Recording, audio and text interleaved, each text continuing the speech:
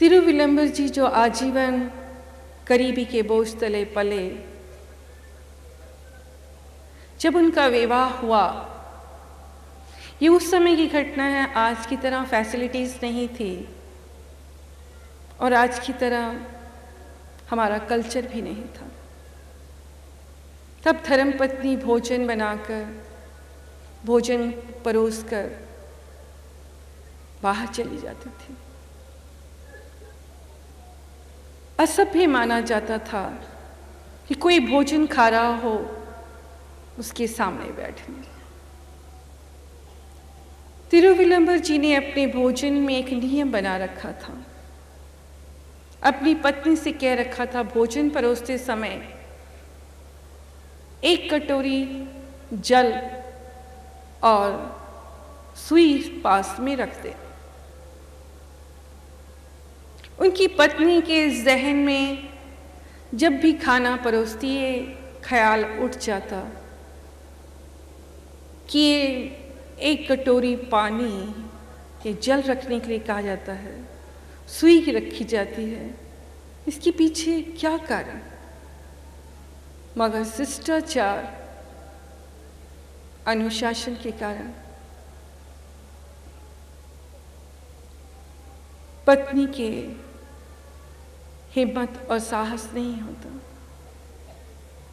वो अपने पति का आदर करती थी, सम्मान करती थी, परोसकर चली जाती। कहते हैं जीवन गुजर गया, वो सारी जिंदगी इस नियम का पालन करती रही। जब जब खाना परोसती, एक कटोरी जल की और साथ में सुई रखती, मगर नहीं जान सकी सारी जिंदगी कि इसके पीछे कारण क्या है। और कहते हैं कि एक दिन आता है जब सबके जीवन लीला समाप्त होने का समय आ जाता। उनकी पत्नी बीमार रहने लगी। पत्नी को भी मालूम हुआ कि अब दिन कम है, अब बिछोड़ा नजदीक है। पति पत्नी में आपसी विश्वास था, प्रेम था, इज्जत करते थे।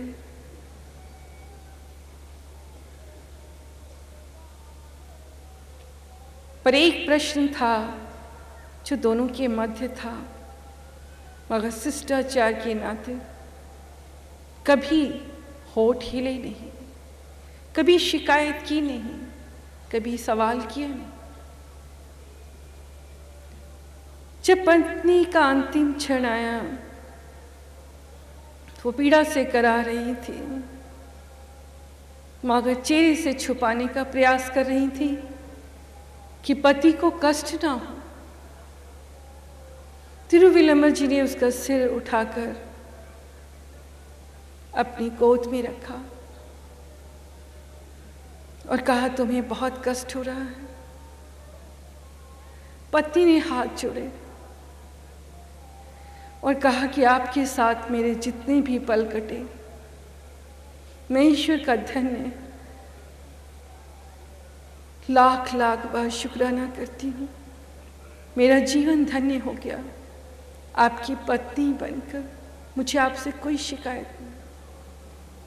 पर तिरुविलंबर जी ने सिर पर हाथ फेरते हुए कहा, एक शिकायत तो तुम्हें हमेशा रही, तुम्हारे होठ नहीं हिले तो क्या, मैंने आंखें तो पढ़ी हैं। एक सवाल तुम्हारी आंखों में हमेशा देखा है, मैं आज तुमसे नहीं छुपाऊंगा। तुमने शिष्टाचार के नाते पूछा नहीं और मैं भी नहीं कह सका कि मेरी मजबूरी क्या है, मेरी आदत क्या है। मैंने अन्न का कभी निरादर नहीं किया और मैंने गरीबी बहुत देखी है। वैसे मैं बहुत संभाल कर खाता था, पर परमात्मा से जुड़ा था। कई बार खाते समय चावल के दाने नीचे गिर जाते थे। आदत में शामिल था, मैं एक भी दाना का निरादर नहीं करना चाहता था। इसलिए सुई की नोक से उसे उठाता जल में धोता और खा लेता, मगर सारी जिंदगी नहीं चाहता था कि तुझे ये बात मालूम हो। जी हाँ बच्चों, ये है रिश्ते की मिठास।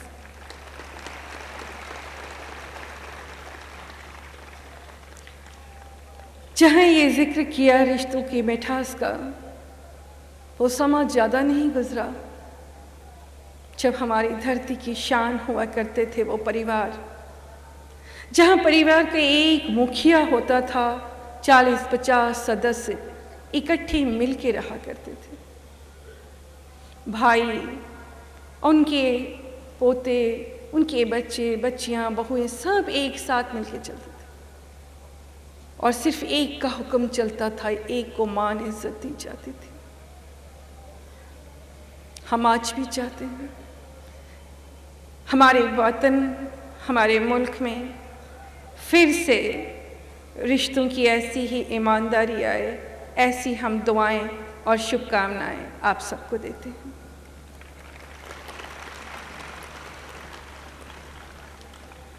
बच्चों, अब बयान करना चाहेंगे कार्य के प्रति ईमानदारी। किसी भी मुल्क और किसी भी वतन की तरक्की के लिए बहुत ज़रूरी है कि हर शख्स अपने कार्य के प्रति ईमानदार हो, जो आज नजर नहीं आते। आज हर व्यक्ति स्वार्थी है, सिर्फ अपने लिए जी रहा। अगर वादे भी करता है तो झूठे करता है, अपना वजूद बनाने के लिए, अपनी कुर्सी पाने के लिए। अगर वो कार्य भी करता है तो पूरी ईमानदारी से नहीं। अगर हर व्यक्ति यहां ईमानदार हो जाए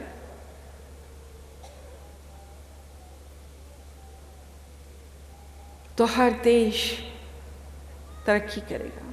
हमें तो अपने ही वतन की चिंता है।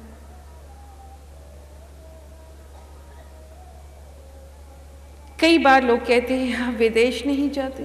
ऐसा नहीं कि आमंत्रण नहीं आया, और हम कहते हैं हम अपने मुल्क को पहले एक दिशा दे लें।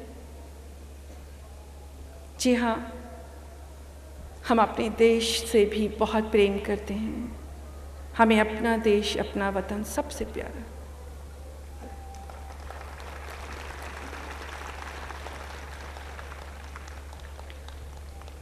बच्चों, देश प्रेमी होना भी हर शख्स के लिए ये जज्बा होना बहुत ज़रूरी है। जो ये मान के चलेगा कि हम अपने देश की तरक्की चाहते हैं, देश के लिए कार्य करते हैं, वो स्वार्थी नहीं होगा।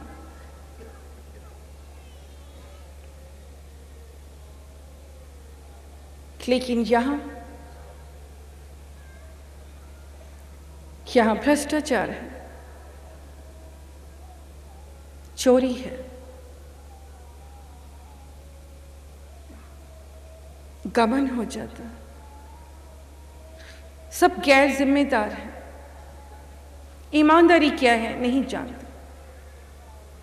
ईमानदारी का मुलम्मा ओढ़कर चलने का ढोंग जरूर करते।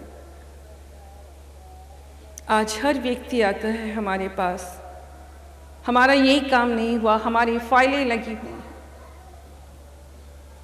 हैरत होती है जब लोग अपना दर्द लेके हमारे पास आते हैं। उम्र गुजर जाती है उन्हें परमिशन लेने में, अपने सरकारी काम कराने। फाइलें एक टेबल से दूसरे टेबल, दूसरे टेबल से तीसरे टेबल जाने में सालों साल गुजर जाते। कभी जाइए तो पता लगता है टेबल पर साहब ही नहीं आए, मुलाजिम आए ही नहीं, कर्मचारी पहुंचे ही नहीं। कभी कॉन्डोलेंस हो गया, कभी मीटिंग चल रही, कभी छुट्टी पर गए हैं, उनके परिवार में कोई विवाह है, कहीं कोई मर गया है, कभी टूर पे गए। उनके लिए दूसरों के जज्बात की कोई कदर नहीं, कोई कीमत नहीं, कि उस व्यक्ति के लिए वो फाइल कितनी कीमती है।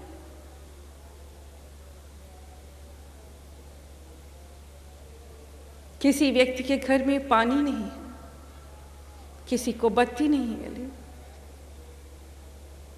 किसी का नक्शा पास होना है, बिना छत के या किराए में किस तरह गुजर बसर कर रहे हैं।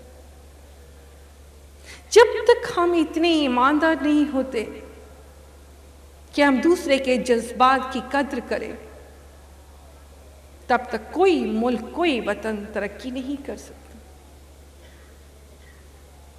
सिर्फ भाषण से, सिर्फ वादे कर लेने से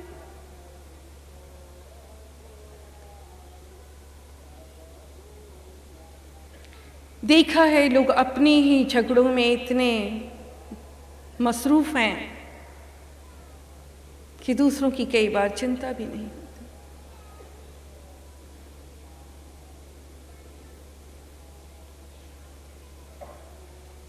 बच्चों, जीवन नाम है देने का, समय का सही सदुपयोग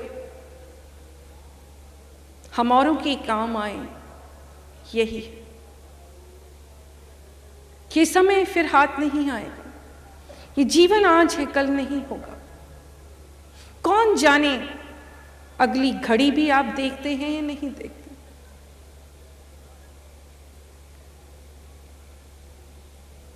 अपने लिए जीना कोई जीना नहीं, और उनके लिए जिए तो जीना। जीना तो है उसी का जो औरों के काम आया।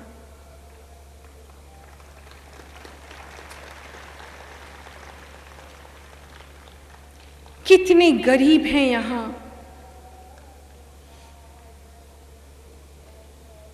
जिनके पास खाने को नहीं। एक तरफ इतने लोग भी हैं, ऐसे लोग जिनके पास इतना पैसा है कि वो ब्लैक मनी किस तरह छुपाएं, उनके पास रास्ता नहीं। मगर क्या कभी ख्याल आता है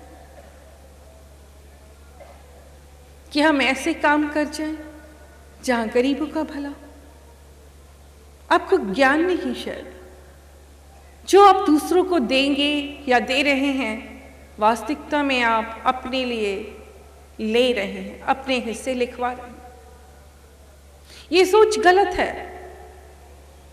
स्वार्थी बनकर जीना सब कुछ फना करना है, खत्म करना। जो इंसान स्वार्थी बन के जिएगा वो सब कुछ कूड़ कर जाएगा, मिट्टी कर जाएगा। आने वाले जन्म के लिए कुछ नहीं बचेगा। इसलिए अपने लिए ना सोचकर दूसरे को देने के बारे में सोचिए।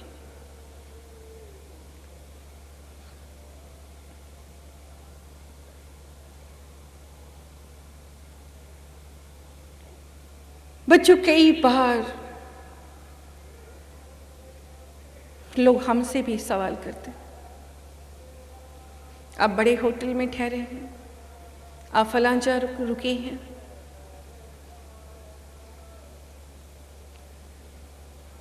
बच्चों हमें कोई शौक नहीं, हमें साफ सुथरी जगह चाहिए। हमारे प्रोग्राम जो स्पॉन्सर करते हैं, हमारे श्रद्धालुओं की इच्छा पर निर्भर है वो हमें जहाँ ठहराएं। हम गांव में भी गए हैं, हमें वो गरीब भी प्यारे हैं और हम सबके लिए कार्य करते हैं। हमें उनकी ज़्यादा चिंता है जिनके पास धन नहीं है, जो इलाज नहीं कर सकते। ऐसे नहीं कि हमें उनकी फिक्र नहीं जिनके पास धन है। हमें मालूम है कि जो बीमारियां आज चल रही हैं उनका इलाज धन से भी संभव नहीं। हम आपके कर्म नहीं देखते, दर पे आए हैं, आना ही बहुत है। इस दर पे तेरा शीश झुकाना ही बहुत है। बंदे तेरे हर हाल के मालिक को खबर है।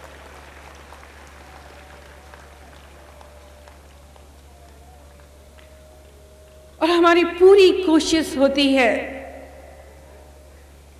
कि हम ज्यादा से ज्यादा लोगों को दे सकें, सबका भला हो, सबको सुख मिले।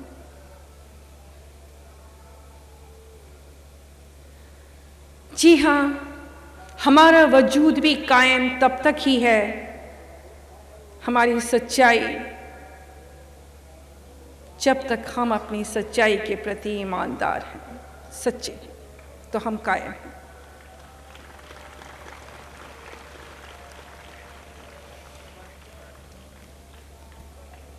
तो बच्चों, हमारी ईश्वर से प्रार्थना है जल्द वो समय आए,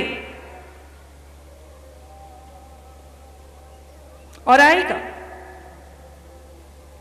जब बुराई का नामो निशान खत्म हो जाएगा।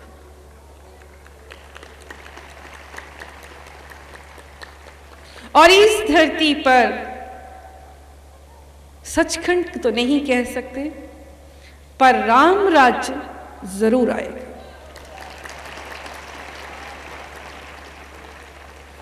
जी हां बच्चों, जहां कोई भूखा नहीं होगा, हर एक को रोटी, कपड़ा और मकान उसकी बख्शिश से, उसकी दया से, उसकी नेमत से सबको मिलेगी।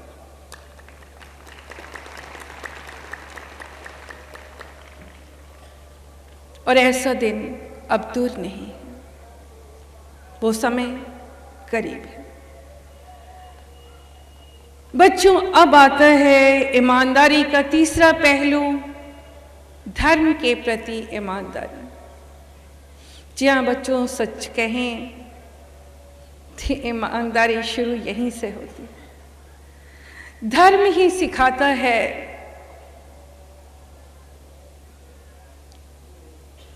कर्म करना। ये कर्म भूमि है जहां आप सबने जन्म लिया, और यहां सच्ची कर्म योगी बनने ही आप आए हैं। धर्म ही शिक्षा देता है कि आपको धारण क्या करना। मजहब नहीं सिखाता आपस में बैर करना, मगर हकीकत यह है कि धर्म के ही नाम पर सबसे अधिक झगड़े होते। ये धर्म की ईमानदारी नहीं, धर्म के ही नाम पर सबसे अधिक मुद्दे खड़े होते, धर्म ही सबसे बड़ा प्रश्न चिन्ह बना। लोग धर्म की परिभाषा पूछते हैं,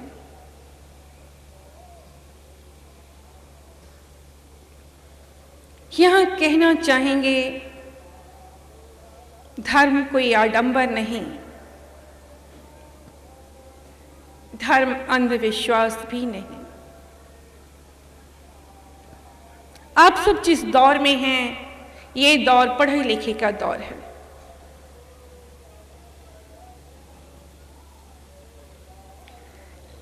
इसलिए पहचानिए, खुली आंखों से देखिए, एनालिसिस कर सकते हैं, परख सकते हैं। गलत सही की पहचान आप स्वयं कीजिए। संन्यास नाम बाहरी परिवेश का नहीं है। जिसे संसार धर्म मानता है वो धर्म नहीं। संन्यास नाम आंतरिक परिवर्तन का है, अंतर से खुद को बदलना।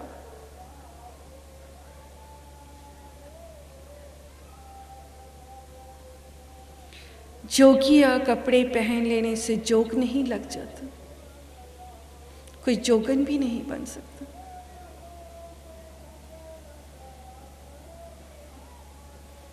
जोग लगता है प्रीत करने से,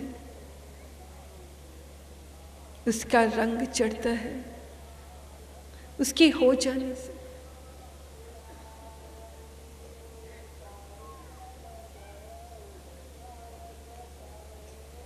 जी हाँ, कोई विरला है जो रंगता है उसके रंग में, जो पहचानता है धर्म को, जिसे मिलती है आंख, जो सबको देखता है एक नजर से। आज जो धर्म बट गया दायरों में, जात पात के दायरों में, संप्रदायों के दायरे में, पंथों के दायरे में।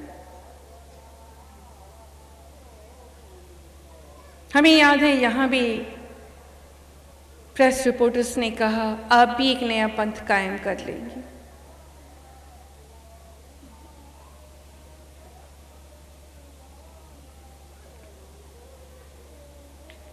ये सोच है इंसान की।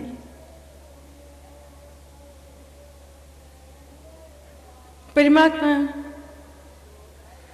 की ताकतें या परमात्मा ने अपनी मिसाल हर धर्म में, हर कौम में प्रकट की, ये बताने के लिए कि उसकी नजर में सब समान है। परमात्मा ने किसी कौम, किसी मजहब, किसी जाति का निर्माण नहीं किया। ये दायरे आपने बनाए। परमात्मा की एक ही कौम है, इंसानियत। उसने इंसान का जामा दिया आपको। एक ही धर्म है, इंसानियत। हम अक्सर अपने अनुभव के आधार पर यह बात कहते हैं कि परमात्मा को पाना आसान है। परमात्मा को पाना आसान है, इंसान का बनना ही मुश्किल है।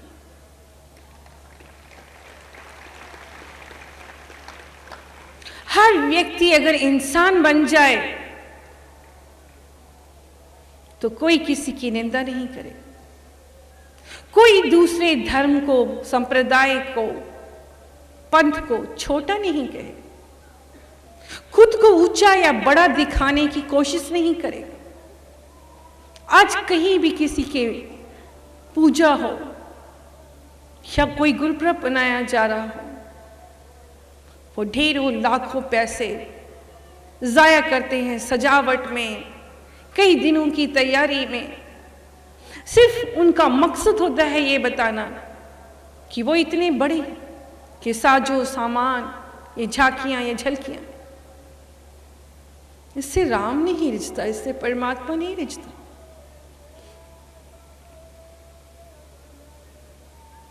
कोई कर्म करे ऐसा, ये लाइटें, ये साज सजावट से दीन दुनिया का क्या भला होगा।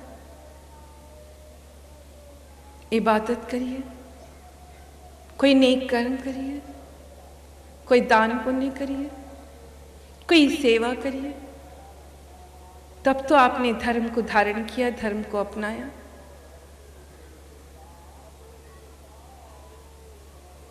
दूसरों की कमियां देखने के बजाय खुद की कमियां देखिए।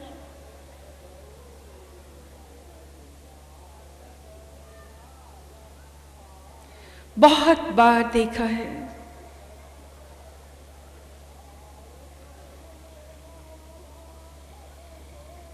लोग धर्म की सही परिभाषा नहीं दे पाते, नहीं व्यक्त कर पाते।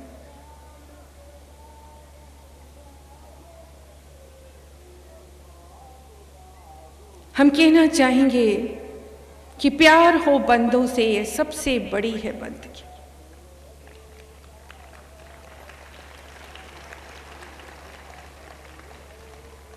परमात्मा ने जो मूर्तें बनाई, आप में से कोई भी नहीं बना सकता, मगर आप इन मूर्तों की ही कद्र नहीं करते। हर एक से पूछिए कि आप में क्या कमी है, तो कोई नहीं बताएगा। सब अपने इंट्रोडक्शन में लंबी चौड़ी डेफिनेशन दे देते हैं, अपनी तारीफ के बोल बोलते। और किसी दूसरे के बारे में पूछा जाए तो आपको खबर होगी उसमें कितनी कमियां हैं, क्योंकि आपका नजरिया ही है। आप कमियां देखते हैं, कमियां ढूंढते हैं, आपको मालूम है कि सामने वाले में क्या कमी है। यही धर्म और टकराव की सबसे बड़ी जड़ है। ये धर्म नहीं कि हम दूसरे को छोटा और खुद को बड़ा माने। सच और हकीकत ये है कि कोई मजहब, कोई संप्रदाय, कोई पंथ छोटा है ही नहीं। वो छोटा कैसे हो सकता है? हर पंथ, हर संप्रदाय, हर धर्म, हर कौम के किताबों में सच्चाई दर्शाई गई।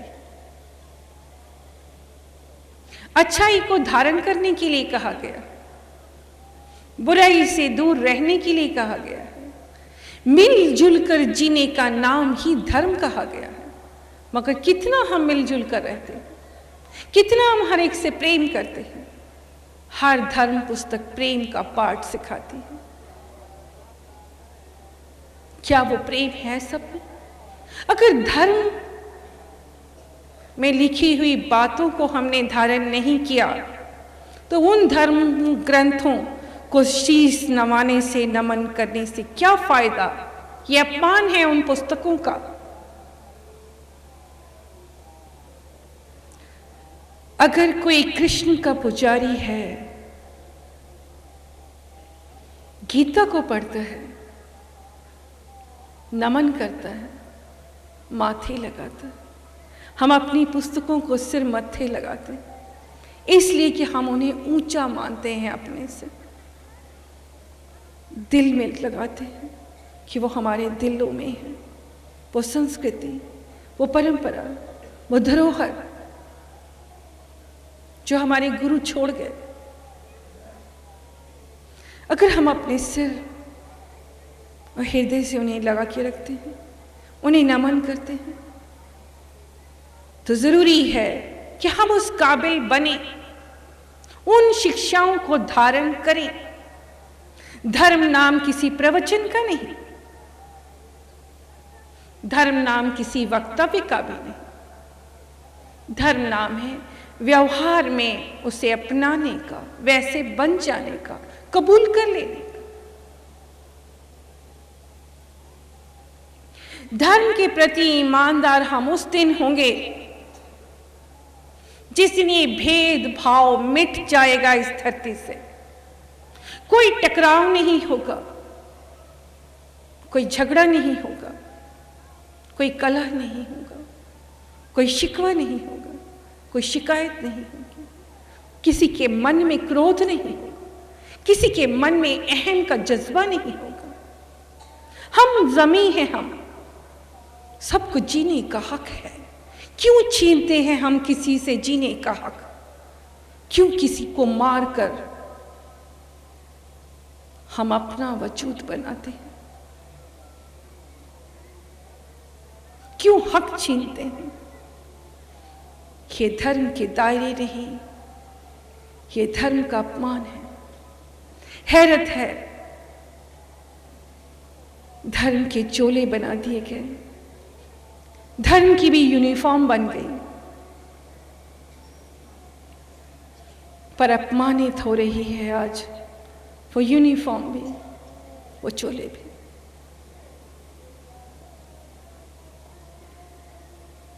धर्म कोई यूनिफॉर्म नहीं है, धर्म कोई चोला नहीं है। धर्म नाम है सिर्फ देने का, देना जिसमें क्षमा है, देना जहां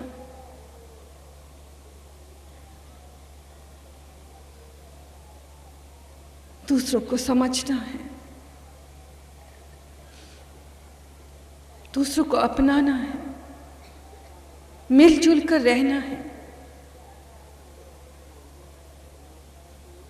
क्यों ना आप आज संकल्प लें, क्या आप उस वतन के नागरिक होना कबूल करेंगे जहां देने का जज्बा हो सब में?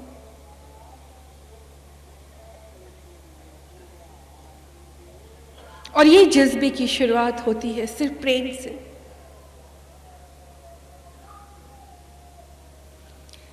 प्रेम नाम है कुर्बानी का, जहां हम ये नहीं चाहते कि हमें मिल जाए, हम ये चीज पालें। हमें देने में खुशी होती है। जहां हम देख रहे हैं आज ऐसा संसार है, हमें याद आ रहे हैं वो दिन कि लोगों ने अपनी सोच विचार के मुताबिक हमसे प्रश्न किया कि ये वो दौर जहां सब एक दूसरे से ईर्ष्या करते हैं, किसी पड़ोसी को भी अगर ज़्यादा मिल जाए या परिवार में ही कोई तरक्की कर जाए तो ईर्ष्या के मारे बुरा हाल हो जाता है। सब एक दूसरे की जड़ें काटते हैं। आप ऐसे दौर में इतना बड़ा कार्य कर रही हैं कि सबको खुशियां बांट रही हैं, सबके लिए दुआएं मांग रही हैं। जी हाँ, हम ऐसे ही दौर में आए, हम ऐसे ही हैं। हमें देना अच्छा लगता, हमें बांटना अच्छा लगता, हमें दुआएं देना अच्छा लगता, और हम दिल से चाहते हैं कि धर्म के सही अर्थ और मायने पहचाने। वो सभी पुस्तकें हमें परमात्मा से ही जोड़ती हैं, परमात्मा से ही मिलाती हैं। हम सब एक हैं और हम सब का पिता एक है।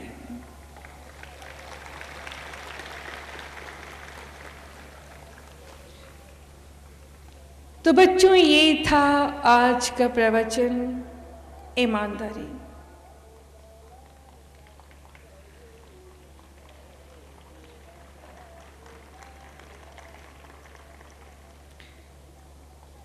बहुत सी उम्मीदें हैं हमें आपसे। एक कदम बढ़ाएं आप, 9 कदम बढ़कर थाम लेंगे आपको, इस वादे से रुखसत लेना चाहेंगे।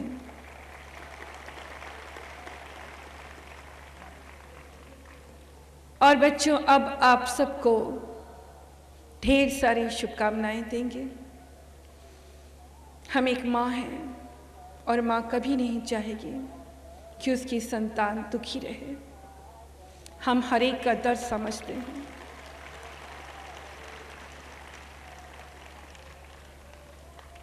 और जानते हैं आपको, आपके विचारों को भी। आज आपको वो सब कुछ मिलेगा जिसके लिए आप यहाँ आए हैं। आपके हर कष्ट का निवारण होगा।